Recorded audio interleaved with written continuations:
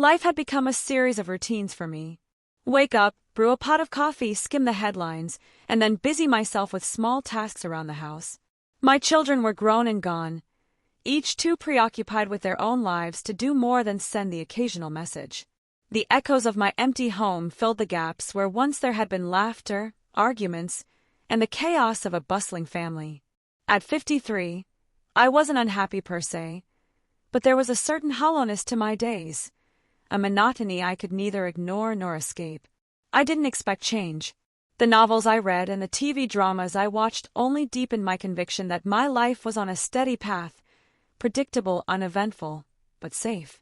That was, until a random Tuesday at the local grocery store. I had stopped by to pick up a few essentials, wandering the aisles in my usual daze, barely registering the people around me. And then I saw him.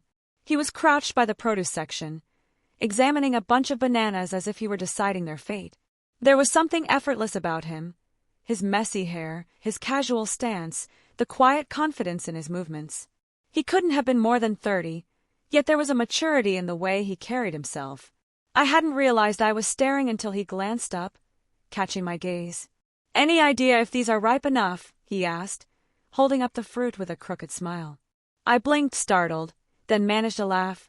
"Depends on how soon you're planning to eat them. Those look like they'll need a day or two." "Good to know," he said, standing. He was tall, taller than I'd expected, and his presence was warm, easy. "I'm Ian, by the way." "Claire," I replied, holding out a hand that he shook with a firm but gentle grip. It wasn't much, a short exchange, a fleeting moment, but as I walked away, I felt an inexplicable lightness. It was as though, in the midst of my predictable life, someone had struck a match, sparking something I couldn't yet name. I didn't expect to see him again. But life, it seemed, had other plans that a week later, I found myself back at the same grocery store, pushing my cart through the aisles with my usual absent-minded rhythm. I wasn't expecting anything out of the ordinary, so when I heard a familiar voice behind me, it took a moment to register. "Banana expert," he said, and I turned to see Ian grinning at me, a small basket in his hand. "Oh, it's you," I replied, smiling despite myself. Did my advice pay off? He held up a single ripe banana as though it were a trophy. Flawlessly. Best breakfast I've had all week. The ease with which he spoke, the warmth in his tone, it caught me off guard. Conversations with strangers rarely extended past polite pleasantries. Yet here he was, talking to me as though we were old friends. We ended up walking through the store together, chatting about nothing and everything. He told me he had just moved to the area for work, managing a small tech startup. He joked about how his cooking skills left much to be desired, which explained his cart filled with prepackaged meals. "What about you?" he asked, glancing at the modest assortment in my cart. "Cooking for a family." I hesitated, then shook my head. "No, just me these days." There was no pity in his response, no awkward silence. Instead, he nodded and said, "Well, in that case I'm officially jealous. Less pressure, more freedom." It was such a simple thing to say, yet it made me feel seen, in a way I hadn't in years. At the checkout line, he lingered a moment longer, then gestured to a small coffee shop across the parking lot. "Let me buy you a coffee," he offered. "Consider it thanks for saving me from banana-related disappointment." I almost said no. It felt impulsive, out of character, and entirely unnecessary. But there was something disarming about him, something that made me want to break free from the steady, predictable rhythm of my life, even if just for a moment. "All right," I said, surprising myself. And just like that, my grocery run turned into an hour-long conversation over coffee, laughter spilling between us like we'd known each other for years. It wasn't until I got home that I realized I hadn't smiled like that in ages. Something had shifted, though I couldn't yet put my finger on it. All I knew was that I hoped to see him again. Ian and I began crossing paths more often, at first coincidentally and then, it seemed, by design. I'd find him in the grocery store, pretending to agonize over which vegetables to buy, or he'd text me about some small thing, his newfound love of avocados, a recommendation for a good bakery nearby. It was as though an invisible thread had been woven between us, pulling us together in quiet, unassuming ways. Our grocery store meetings turned into occasional walks in the nearby park. He'd talk about his startup, its challenges, his aspirations, and I'd share stories of the books I was reading or the recipes I was trying. He listened with genuine interest, something I hadn't experienced in a long time. One evening, we sat on a bench as the sun dipped low, casting golden light through the trees. Ian reached into his bag and pulled out a small bouquet of wildflowers. "These are for you," he said casually, handing them over. I blinked, caught off guard. "What's the occasion?" "No occasion," he replied with a grin. "I saw them on my way here and thought they might brighten your day." I couldn't remember the last time someone had given me flowers. My hands trembled slightly as I took them, their delicate fragrance filling the space between us. "Thank you," I said, my voice softer than I intended. "You deserve it," he replied, and the sincerity in his voice left me momentarily speechless. As our friendship deepened, I began to notice how his presence affected me. He had a way of making everything feel lighter, as though the weight of my solitude was being lifted, piece by piece. He'd tease me about my meticulous grocery lists, challenge me to try new foods, and even convince me to download a music app so I could stay hip. For the first time in years, I felt a spark of something unfamiliar, joy, perhaps, or the thrill of being truly seen. Yet beneath it all was a quiet apprehension I couldn't shake. He was so young, so full of life and possibility. What could he possibly see in someone like me? But those questions didn't linger in the moments we shared. When we talked, when he laughed at my jokes or teased me about my habits, I allowed myself to simply enjoy it. For the first time in a long while, my days felt less predictable and my nights less lonely. It happened on a Sunday afternoon, one of those lazy days where the hours seemed to drift by unnoticed. Ian and I had planned to meet for coffee at a small cafe he'd recommended. I remember hesitating as I looked at myself in the mirror before leaving the house. What does one wear to meet a friend who makes them feel 20 years younger but also painfully aware of their age? I chose a soft blue blouse that complemented my eyes, brushing my hair back into a neat bun. I told myself it was casual, nothing more, yet I spent more time preparing than I had in years. The cafe was cozy, tucked away from the busy streets, with an eclectic charm that mirrored Ian's personality. He waved me over as I entered, already seated with 2 steaming cups of coffee. "Thought I'd guess your order," he said with a grin, pushing 1 cup toward me. The first sip was perfect, smooth and sweet, just the way I liked it. "You got it right," I said, surprised. "I pay attention," he replied simply, his eyes meeting mine. We talked for hours that day, about books and music, the places we'd traveled, and the places we dreamed of seeing. For a moment, I forgot the years that stretched between us. He made me feel interesting, alive, and somehow more myself than I'd felt in decades. But then it happened. As he was recounting a story about a disastrous attempt to learn salsa dancing, he reached across the table and placed his hand over mine. It was a small gesture, fleeting, yet it felt like lightning had struck. My heart raced as I looked down at his hand, warm and steady against my own. He pulled back quickly, almost as though he hadn't realized he'd done it. "Sorry," he said, rubbing the back of his neck. "I didn't mean to." "No, it's fine," I interrupted, though my voice came out softer than I intended. The air between us shifted. There was a new weight to it, an unspoken acknowledgement of something we both felt but didn't dare name. As we left the cafe, he walked me to my car. The sun was setting, painting the sky in hues of orange and pink. For a moment, we stood there in silence, the world around us fading into the background. "I really enjoy spending time with you," he said, his voice low, almost hesitant. "So do I replied, my chest tight with emotions I couldn't yet define. Driving home, my mind was a storm of thoughts. The feeling of his hand on mine lingered, and for the first time, I allowed myself to ask the question I'd been avoiding. Was this more than friendship? The realization hit me like a tidal wave, leaving me breathless. I liked him. No, I felt something for him. Something deeper than I had ever anticipated. But how could that be? He was young, vibrant, with his whole life ahead of him. And me? I was a woman in her 50s, carrying the scars of a failed marriage and years of loneliness. Yet when I thought of Ian, all those fears seemed to quiet, replaced by the memory of his laughter, his kindness, and the way he looked at me as though I were the only person in the room. That night, lying in bed, I stared at the ceiling, grappling with emotions that both terrified and exhilarated me. For the first time in years, I felt alive, and that scared me most of all. But more than fear, there was hope, a tiny ember, glowing softly in the darkness. The days after that moment in the cafe were clouded with confusion and hesitation. I couldn't seem to shake the feeling that something had shifted between Ian and me, but I also knew I was treading on dangerous ground. It was easy to dismiss my feelings as fleeting, as the product of loneliness or midlife nostalgia. But deep down, I knew that wasn't the case. I couldn't ignore the pull I felt when he was near, the warmth in his voice, the way he made me feel like I mattered, like I was more than just someone's wife or mother or older acquaintance. He saw me for me, and that had never happened before.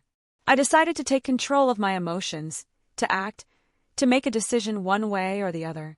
I couldn't keep dancing around these feelings and pretending they weren't there. But the question was, what should I do about it? The idea of inviting him over to my house had been circling my mind for days. At first, I dismissed it, telling myself that it was too forward, too risky. But the more I thought about it, the more it felt like the only natural next step. We had been friends for weeks now, and there was a certain intimacy in our bond, one that had already crossed into something more. Still, the thought of having him in my home, of making that kind of leap, terrified me. I was aware of the vast difference in our ages, the inevitable judgment that would come from others. What would people think? Would he regret it? I spent days rehearsing the conversation in my mind, trying to figure out how to ask him without sounding desperate or self-conscious. Maybe it was just a casual dinner, I told myself. Nothing more. One afternoon, I texted him, a simple message that felt like an eternity in the making. Would you like to come over for dinner sometime? Just a quiet evening, nothing fancy. I'd love to cook for you. I stared at the screen for a long moment, my finger hovering over the send button. My heart pounded in my chest, and my palms grew sweaty. Finally, I hit send. Minutes passed, though it felt like hours. I told myself to stop checking my phone, but I couldn't help it. Finally, his reply came through almost instantly. I'd love that. How about Saturday? I smiled to myself, a rush of warmth flooding me. He wasn't running away, wasn't recoiling from the invitation. In fact, he seemed eager. The relief I felt was immense, but so was the undercurrent of nervousness. This dinner, this evening at my home, would be a turning point. No more pretending we were just friends. Whatever happened next, it would change everything. As I prepared for Saturday, I found myself lost in the details. The meal, the atmosphere, what to wear. The thoughts spun around in my mind, each more intense than the last. I couldn't help but wonder what would happen when he arrived. Would I be able to keep my emotions in check? Would we slip seamlessly into the comfortable rhythm of our friendship? Or would everything shift into something new, something neither of us could take back? I didn't know, but what I did know was that I wanted to find out. I was ready to face whatever came next, even if it scared me. Saturday arrived with a quiet anticipation I hadn't felt in years. The house was warm, the lights soft and welcoming, casting gentle shadows across the living room. I'd spent the afternoon preparing a roast chicken with rosemary, mashed potatoes with garlic and cream, a salad with fresh greens, and a dessert that I had somehow convinced myself was easy enough to make. Yet, as I moved around my kitchen, I couldn't shake the feeling that this dinner, this moment, was more than just about food. It was about something deeper, something raw and real, that had been growing quietly between us. I heard the doorbell ring at exactly 7 p.m., and my heart fluttered unexpectedly. I took a deep breath, smoothing the front of my blouse one more time, then went to open the door. Ian stood there, looking exactly as I remembered, easy smile, comfortable posture, a gentle eagerness in his eyes. He was holding a bottle of wine in one hand, the other tucked into the pocket of his jacket, which he removed as he stepped inside. "Hey," he said, his voice low and familiar, his smile lighting up his face. "I brought wine." "I can always use wine," I replied, a little breathless as I closed the door behind him. "Come in." He glanced around my living room with a casual, appreciative look. It wasn't much. Modest furniture, a few paintings on the walls, the soft hum of classical music in the background, but there was something about it that seemed to make him comfortable. The whole evening felt intimate, almost like a secret shared only between the two of us. "I hope you're hungry," I said, leading him to the dining table. "I might have overdone it a little, but..." "I'm starving," Ian interrupted, giving me a playful grin. I couldn't help but laugh, feeling a warmth spread through me as I began to serve the meal. We talked about everything and nothing. The last book he'd read, the music he was currently obsessed with, my attempts at gardening, and his upcoming travel plans. But as the night wore on, the conversation naturally slowed, the distance between us closing with each shared laugh, each lingering look. At some point, we both stopped pretending that we weren't aware of the undercurrent between us. There was a quiet shift, an unspoken acknowledgement that we weren't just friends anymore. We were two people who had walked into this moment, unsure of where it would lead, but now, standing together at its edge, feeling the pull. The wine was almost gone by the time dinner ended. I leaned back in my chair, watching him as he wiped his mouth with the napkin, his eyes meeting mine over the table. It was one of those moments where the air between us felt thick with something new, something I hadn't expected, yet couldn't deny. You know, Ian said softly, his voice suddenly more serious, I didn't expect to feel so at ease with you. I felt a rush of warmth at his words, though my stomach flipped at the weight they carried. I know what you mean, I said, my voice steady despite the storm brewing inside. I haven't felt like this in a long time. I think I'd forgotten what it felt like. His smile softened, and he pushed his chair back, standing slowly as if giving himself a moment to decide what to do next. Then, almost as if it had been rehearsed, he crossed the room and stood beside me. I'm glad we're here, he murmured, his hand brushing lightly against my arm, sending a ripple of electricity through me. I wanted to say something, anything, but all I could do was look at him, caught in the intensity of his gaze. I had no more words left. It was as though my body was speaking for me, pulling me toward him. And then, without thinking, I stood up and closed the distance between us. Our faces were inches apart, the tension between us palpable. And that was when it happened. Ian's lips met mine in a kiss that was both tender and urgent. It was like nothing I'd experienced before, so full of emotion, so unexpected, and yet, at the same time, as if it was exactly what I had been waiting for. I felt a surge of warmth flood my chest, and for a moment, the world around us disappeared. It was just him and me, the softness of his lips against mine, the quiet hum of the music in the background. When we finally pulled away, my breath came in shallow bursts, and I could see that Ian was just as affected, his eyes darkened with emotion. I took a step back, trying to steady myself, but my legs felt weak, my heart pounding in my chest. I didn't expect that, I whispered, my voice shaky. Neither did I, he said, his voice rough with desire. I stood there, unsure of what to say next, but I didn't need to speak. We both knew that everything had changed in that instant. Our friendship had been a quiet, gentle thing, but now it was something else entirely. It was real, and it was raw, and it was just the beginning. I was scared, yes, but there was also something beautiful about it. The feeling of being seen, of being wanted, of feeling alive again. For the first time in so long, I wasn't just a woman in her 50s. I was a woman who could love, who could feel, who could still have something unexpected bloom in her life.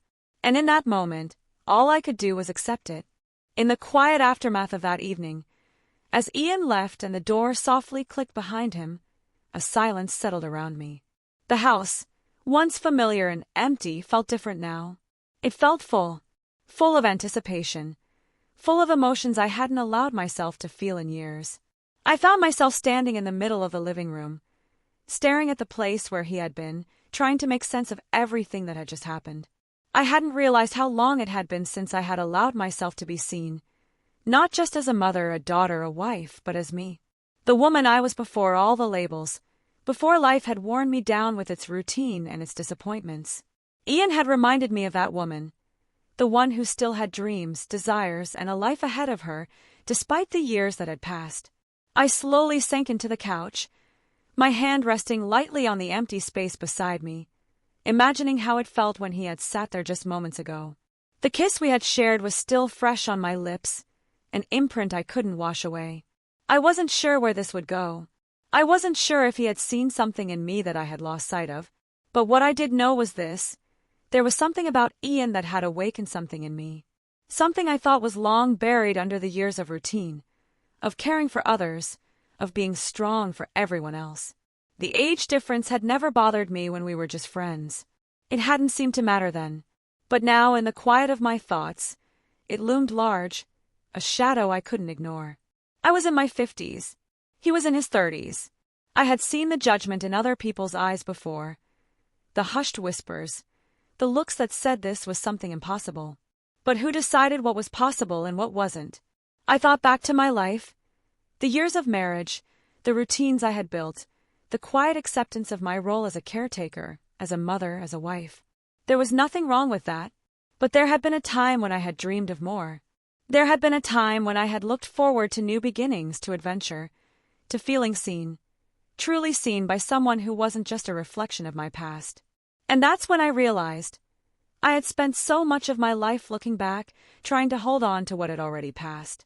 My marriage, my children growing up, the loss of my own sense of self. But now, with Ian, something was shifting inside me. For the first time, I wasn't looking backward, I was looking forward. It wasn't about his age. It wasn't about society's expectations of what a relationship should look like. It was about how he made me feel, how he had reminded me that I was still capable of feeling alive, of connecting, of experiencing something new. The age difference was just that, a number. It didn't define us. It didn't define me. I thought about my friends, my peers, the women I knew who had lived their lives as the good wives, as the strong mothers, the ones who had done everything right according to society's rules. They were content, yes, but I could see in their eyes the same emptiness I had once felt before Ian. There was a longing there, a desire for something more, but it was buried under years of conditioning. They didn't think it was possible for someone like me to feel this way again, desired, wanted alive. And I had believed them. But Ian had shown me otherwise. In the quiet moments of reflection, I let myself believe that perhaps this could be more than just an affair, more than just a brief spark in an otherwise ordinary life.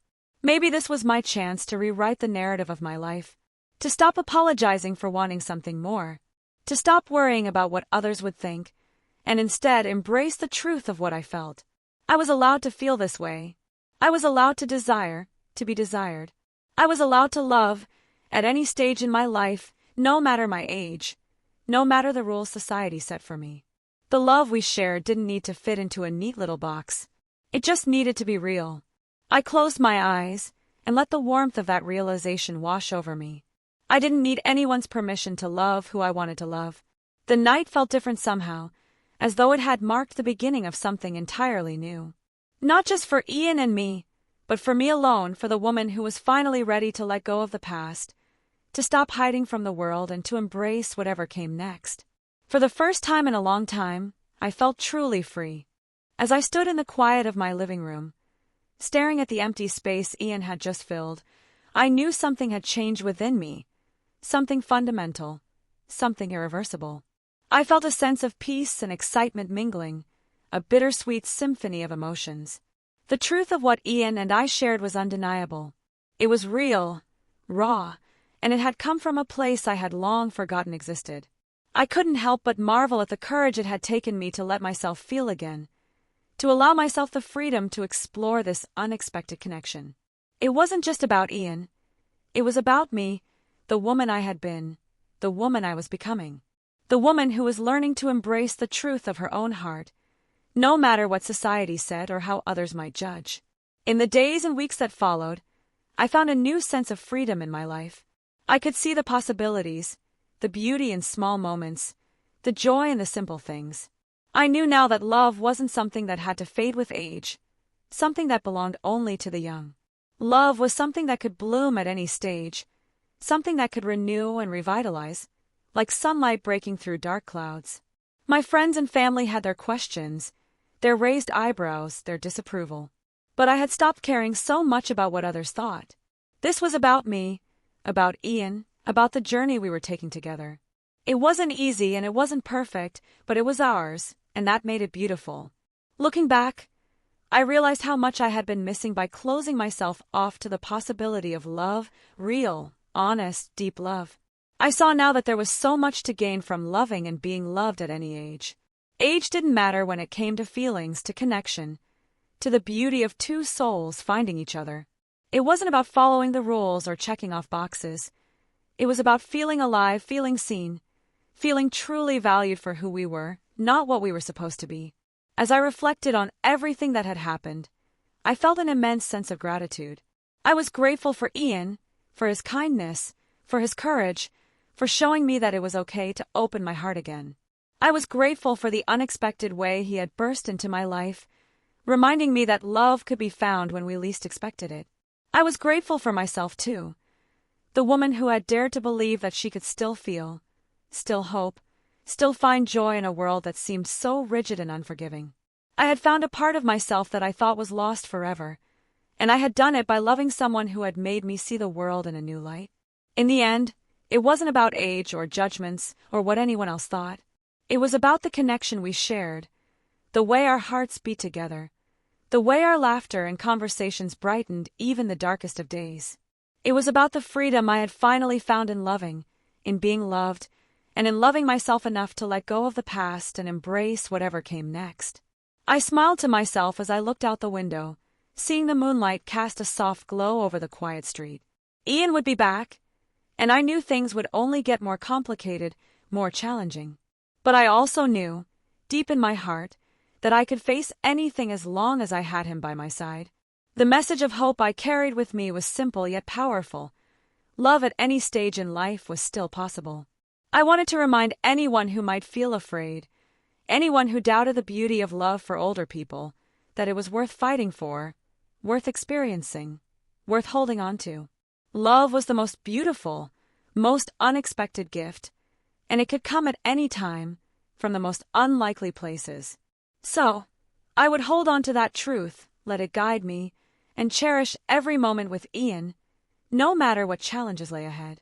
Because for the first time in a long time, I knew that love was something I deserved, something I was worthy of, something that could bring me joy and comfort even in the darkest of nights. And that was enough.